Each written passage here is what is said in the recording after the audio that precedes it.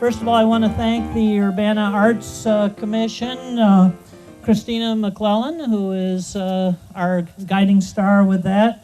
I also want to thank Dennis Roberts and Alona Matkovsky, who have been working with us on the Royer Subcommittee for the Urbana Arts Commission.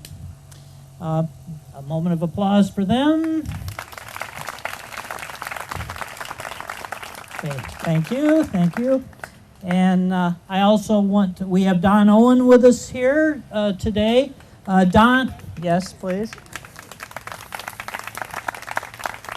Stepping on your applause here. Don and Preston Williams are the once and future superintendents for our Urbana School District. Preston wasn't able to be with us today, but Don is here with us. And we also, Don is he started out as a good friend, and then he became my boss. And then I retired, so we're back to good friend again. So, and also with us today, we have Brian Adams, who is the author of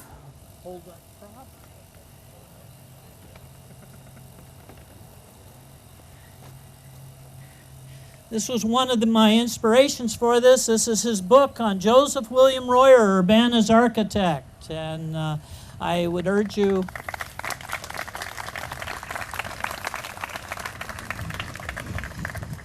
one of the people who participated in our event last night was Judy Ballback, who was a student of mine and who is now one of the proprietors of the Jane Addams bookstore, and I know they have a copy of that here.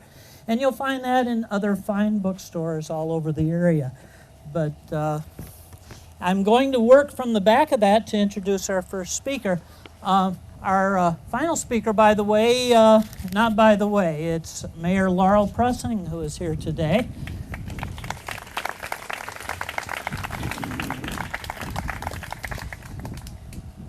And she will also be here to make a proclamation for us as well. So let's get underway. Our first speaker is Brian Adams, and I'm using his book as my cheat sheet. Brian, I'll skip where he was born and where he went to school and so on. But he became interested in historic preservation after he purchased and renovated historic homes in Urbana. And he then got more interested in the general history of Urbana, and he's participated in renovations of scads of historic homes in Urbana. And particularly then he wrote this about Royer. Stephen Larson, who got me interested in Royer, is back here. His website is still available. It'll tell you more about the history of this school. But let me now introduce, it's Age Before Beauty, and he's going to be talking about the grand old lady, 99 going on 100, Urbana High School. So let me give up the mic to him. Okay, Brian.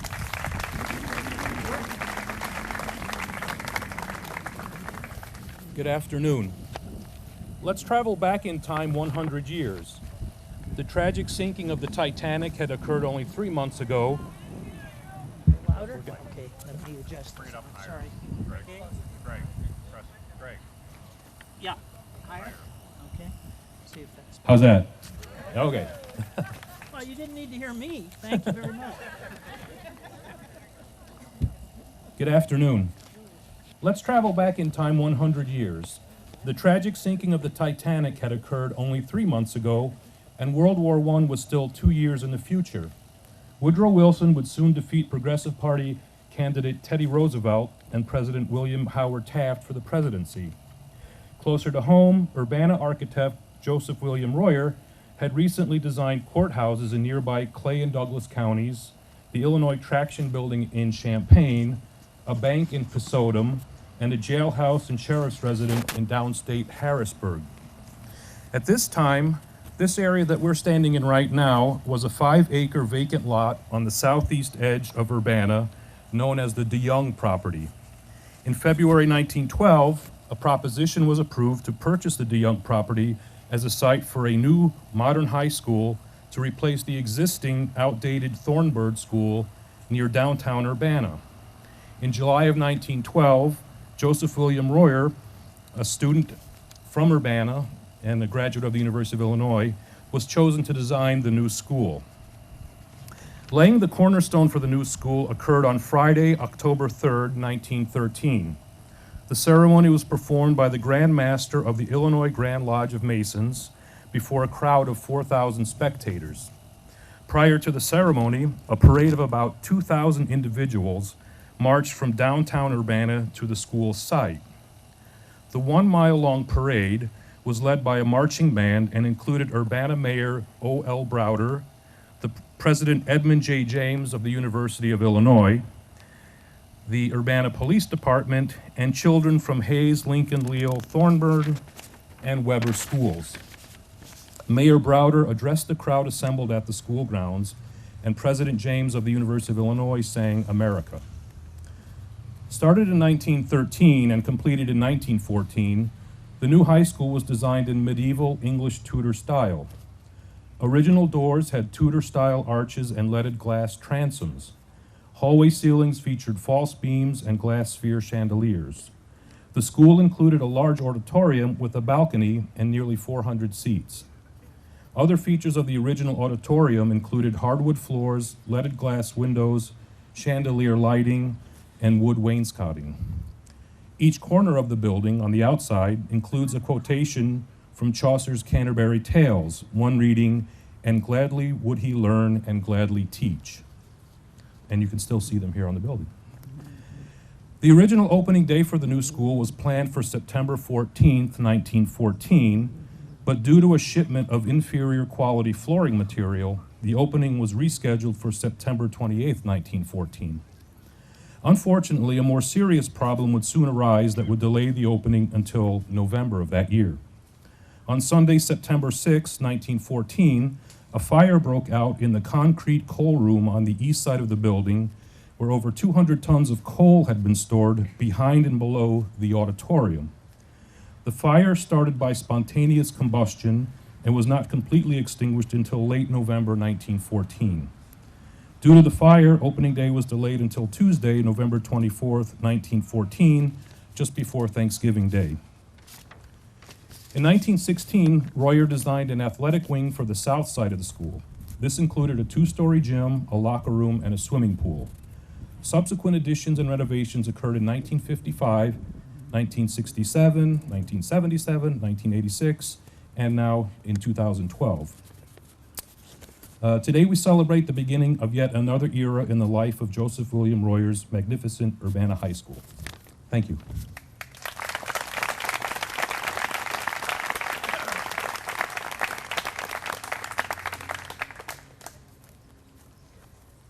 Okay, thank you very much. And be sure you come to the big bonfire we're going to have next November. And no, not really. Okay, dignity. At the end of the presentation, I want you to go over to the plaque. The plaque's over there, and I noticed the fence moved about 6 inches a day towards the road the past 3 weeks, so we decided to have the presentation here, and the plaque will be unveiled over there. Our next speaker is Don Owen, and I believe he's going to be accompanied up here with the members of the Urbana School Board that are with us today. So, Don Owen.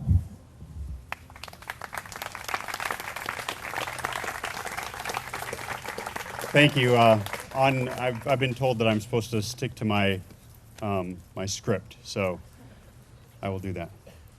On behalf of the Superintendent Preston Williams and the Board of Education and the school district, I'm very honored to be here as part of this ceremony celebrating Urbana High School and the architectural history of this community. As a history educator who's had the opportunity to lead tours of students as well as educators around Urbana, it's really fitting that this building be part of that touring spot officially with the unveiling of this plaque today. Technically, it's the 4th building that has served high school students here in Urbana. The first 3, the Urbana Seminary, and then the first Urbana school site at Leal, and then Thornburn, were all prior to 1914. This building has been the keystone of the Urbana School District for nearly 100 years. nearly 250,000 students have studied, learned, socialized, and been a part of the diverse cultural experience that is part of this community. Urbana School District is a multicultural community committed to educational excellence. Our mission is to ensure that all learners acquire knowledge, develop skills, and build character to achieve their own personal greatness.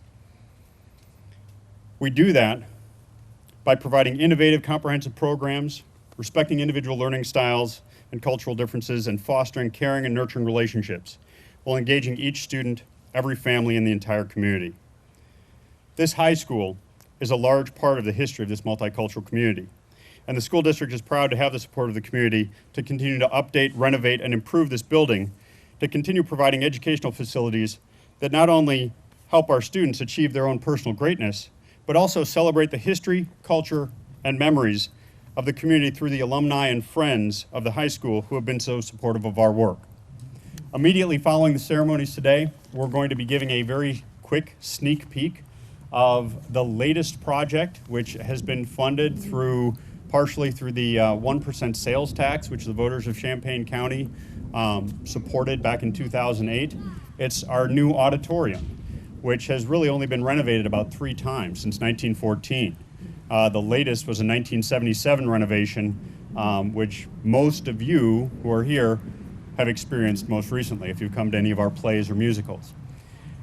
That tour is really designed specifically for some alumni groups, and so I want to put that out there first, is they're going to have first shot, okay? So the class of 92, after the unveiling, class of 92, who's here? After the unveiling, if you will meet us at the Iowa Street door, we'll get you through first, and then any community members that want this sneak peek now are welcome to stick around, and we'll get as many of you through as possible. But this is not a grand opening. We're going to schedule that for some time in mid to late September, probably.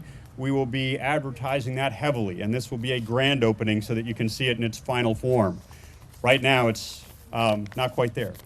Three weeks? 3 weeks. 82 got their sneak peek earlier. 82? 82? Thank you, Mrs. Klein. At this time, I'd ask school board. Uh-oh. I didn't mean to start a bidding war. At this time, I'd like to ask School Board President John Dimmitt and other members of the school board who are here with us today to come up. I'm going to ask John Dimmitt to say a few words on behalf of the board. And join me in presenting a small token of our appreciation to an individual who has given back a lot to his high school and who has joined us this weekend out of an incredibly busy schedule to provide a lot of not just entertainment, but also fundraising support for this auditorium project and for this school district. So, Mr. Dimmitt. Hi. It takes active alumni and active families in this community to make this high school what it is. And there are several alumni that really do participate, but today in particular we want to recognize one, and I'm going to ask him to step forward. Mark, if you'd come on forward. Mark Roberts has class of 79, and there you go. Come on, let's hear it for 79. Mark has was an active student here, did a lot of work. There's a lot of chuckling on that, okay, very active. And I had the pleasure of hearing a marvelous graduation address a few years ago that probably, if you talk to students, most people can't remember who their graduation speaker was, but there won't be one person in that class that won't remember that graduation talk. And he has been quietly very supportive of Urbana, no matter how far away his career has taken him. And he has provided assistance in multiple ways to make sure that this school continues a tradition of fantastic arts education. And so that I've got other board members joining me. Three of us have children that have been very active in the arts. Peggy Patton, Elaine Gehrman, and myself. And Ruth Ann is the only one of the four of us that's a graduate of the school. So we have a lot of collective wisdom amongst us and a lot of involvement in this and a lot of pleasure in presenting to Mark this token of our appreciation for the fantastic work that he's done for us, the time that he has devoted. It's not just taking a phone call from Greg Chu about how to do a certain thing and how to maybe some advice on staging. That might go two ways, as I understand it. But it's also the amount of time that Mark has put into this. So, Mark, come forward. I'd like for you to open it. Maybe you can open it from the back easier. Should have handed it the other way. Is it a hat?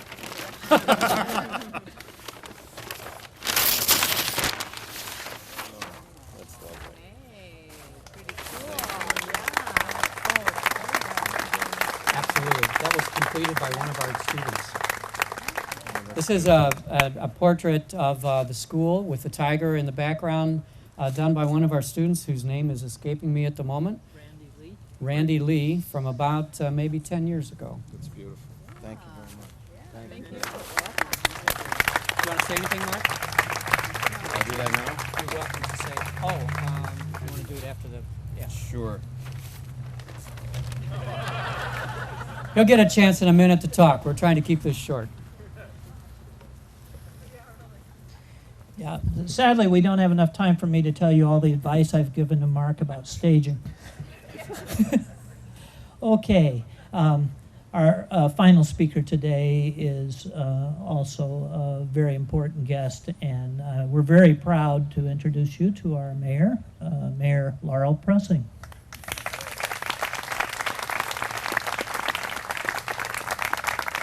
Thank you very much for that kind introduction, and I will skip the part about tax increment financing, if you all don't mind. I will have a proclamation to read, but first I want to say that Urbana's always really been interested and supportive of education and of good buildings. Royer did the courthouse, which is magnificent. Back in the days when people thought they wanted public buildings to look really good instead of be the cheapest possible. So this building has been lovingly cared for by generations of school board members and teachers and staff and the public of Urbana. And we have many distinguished graduates, and I'd like to read a proclamation in honor of Mark Roberts. Whereas Mark Roberts graduated from Urbana High School in 1979, where he was active as a humorist and cartoonist for the school newspaper The Echo, and earned leads in the play Harvey and the musical Hello, Dolly. And following work as a stand-up comedian in Chicago, he pursued a career in acting and writing and relocated to Los Angeles. There he became a regular comedian on The Tonight Show, a series regular on The Naked Truth, and a guest star on television series such as Seinfeld, Friends, The Practice, The Larry Sanders Show, and The Fresh Prince of Bel-Air, and starred in feature films Next of Kin and Bulletproof. And in theater, Mark has written and produced several plays published in acting editions and performed at the Station Theater in Urbana and many other venues across the country. And his plays led to his selection by television executive Chuck Lorre as writer on CBS's 2.5 Men, where Mark's contributions to the program led to his promotion to executive producer and head writer. And in 2010, he became the producer of his own series, Mike and Molly, the most watched new comedy of fall 2010, and recipient of multiple Emmy nominations and the awarding of an Emmy Award for Outstanding Lead Actress to Illinois actress Melissa McCarthy. And whereas Mark has continued to support local theater as a playwright and performer at the Station Theater, Champaign-Urbana Theater Company, and Urbana's high school theater program, most recently headlining and emceeing an evening of comedy and cabaret as a fundraiser for the renovated Urbana High School auditorium. Now, therefore, I, Laurel Lunt Pressing, Mayor of the City of Urbana, Illinois, do hereby proclaim July 28th, 2012, that's today, as Mark Roberts Day in the city of Urbana, Illinois.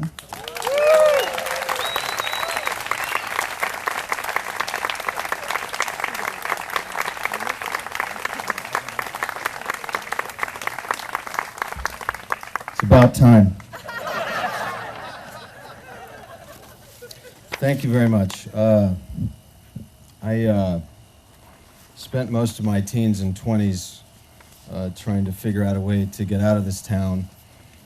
And as I enter my golden years, I'm finding that the relationships that I've made here and the experiences I've had here color my life and my work more deeply than I ever thought would happen.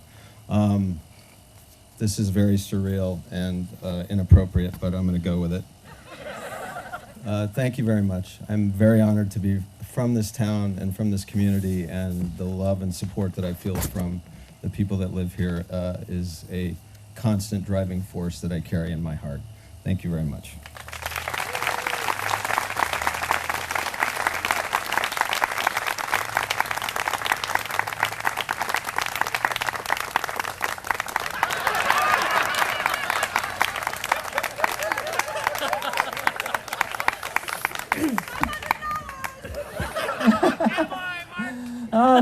First one's free.